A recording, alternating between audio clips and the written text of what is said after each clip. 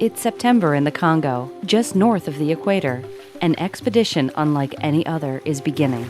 A team of scientists and researchers is traveling almost 2,000 kilometers through a rainforest that covers over 150,000 square kilometers.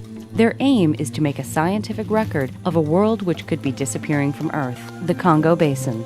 Dr. Michael Fay is a scientist from the Wildlife Conservation Society. He's leading the expedition he calls the Megatransect, or the Big Crossing. According to Fay, if they don't document the wildlife here now, there may never be another chance to do it. What I'm trying to do in a desperate way is to show the world that we're just about to lose the last little gem in the African continent. And if we don't do something now, if we don't do it today, we can forget about it. The Congo Basin contains almost 1/4 of the world's rainforests. It may have up to half of all of the wild plants and animals found in all of Africa. Fay's plan is to collect and record data on almost every part of the rainforest. He wants to document the trees, the plants, and the animals that he sees there.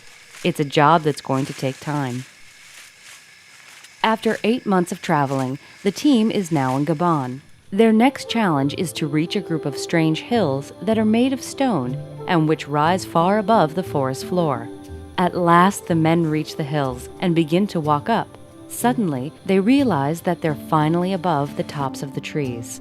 We can see a long way here, 70 or 80 kilometers in every direction, and we can see 360 degrees around. There are no humans. There's not a single village. There's not a single road. It's an amazing place. The team continues. They can hear their next challenge before they reach it. Rapids. Okay, wow. The Congo Chutes are an important part of the landscape that the team wants to protect. This land of fast water and old forests is in danger because of logging. Right now, the team has a more immediate problem. They must cross the dangerous river here. It's only a few hundred meters wide, but the team must use guide ropes, stepping stones, and everything they know to get across. It takes a full day, and there's still a long way to go. After more than a year, the team finally reaches the end of their travels.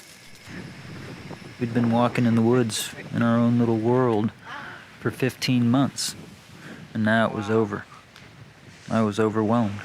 Dr. Fay's expedition walked through some of the wildest lands of Africa. They documented as many of the things they found as possible, and they did it all in an attempt to save a disappearing world.